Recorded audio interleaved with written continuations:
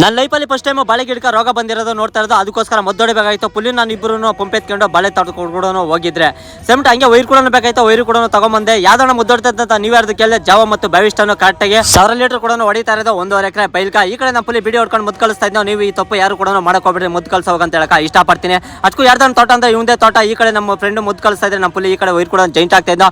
ಎಷ್ಟು ತಿಂಗಳಾಗೈತೆ ಏಲಕ್ಕಿ ಬಾಳೆ ಗಿಡಕಂತ ನೀವು ಯಾರ್ದು ಕೇಳಿದ್ರೆ ಕರೆಕ್ಟಾಗಿ 10 ತಿಂಗಳು ಕೂಡ ಆಗೈತೆ.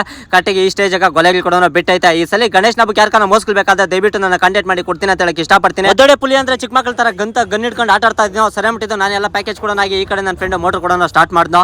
ನಾನು ಕೂಡ ಮದ್ದೊಡ್ಕೊಂಡು ಕೂಡ ಬರ್ತಾ ಇದ್ದೆ. ಬಾಳೆ ಗಿಡಕ ಮದ್ದೊಡೋದು ತುಂಬಾ ಕಷ್ಟ ಕೂಡ ಇರ್ತೈತೆ. ನಾನು ಈ ಕಡೆ ಮದ್ದೊಡ್ಕೊಂಡು ಬರ್ತಾ ಇದ್ದೆ. ನಮ್ಮ ಪುಲಿ ಈ ಕಡೆ ವೈರ್ ಹೇಳ್ಕೊಂಡು ಒಂದು ಮಾತಾಡ್ತಾನೆ, ನೀವು ಕೇಳಿಸ್ಕೊಳ್ಳಿ.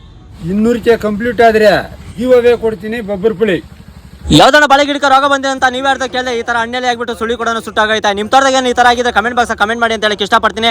ಏನು ಕಣ ಆಗಿರೋದು ಈ ತರ ರೋಗ ಬಂದಿರೋ ಅಂತ ನೀವು ಯಾರ್ದು ಕೇಳಿದ್ರೆ ನೀರುಗಳು ಜಾಸ್ತಿ ಆಗ್ಬಿಟ್ಟು ಮಳೆ ಹಿಡ್ಕೊಂಡಿತ್ತಲ್ಲ ಅದಕ್ಕೋಸ್ಕರ ಈ ತರ ಆಗಿರೋದು. ಸೇಮ್ ಟು ನನ್ನ ಫ್ರೆಂಡ್ ಕೂಡ ನೋಡ್ಕೊಂಬತ್ತಾ ನಾನು ಕೂಡ ಫಾಡ್ಕೊಂಬತ್ತಾ ಇದ್ದೆ. ಅದೇ ತರ ವೈರ್ ಕೂಡ ಎಲ್ಲ ಸುತ್ತಾಗ ಟೈಮ್ ನೋಡಿದ 2 ಗಂಟೆ ಕೂಡ ಆಗಿತ್ತು. ನಮ್ಮ ಪುಲ್ಲಿ ನೆಲ್ಕಪ್ಪ ಕರ್ಕೊಂಬಂದೆ. ನನ್ನ ಫ್ರೆಂಡ್ ಮಚ್ಚಾಗೊಂದು ಬರತ್ನೋ ಬರ್ಡೇ ಆಯ್ತು. ಅದಕ್ಕೋಸ್ಕರ ಅವ್ರ ತೋಟದ ಹತ್ರ ಕೂಡ ಹೋದೆ. ಹೋಗೋ ಫಸ್ಟ್ ಒಲೆ ಮೇಲೆ ಚಿಕನ್ ಕೂಡ ಬೈತಾಯ್ತು. ನನ್ನ ಕೈಯಲ್ಲಿ ಇರೋಕ್ಕಾಗಲ್ಲ, ನಿಮ್ಗೂ ಗೊತ್ತಿದ್ದಂಗೆ.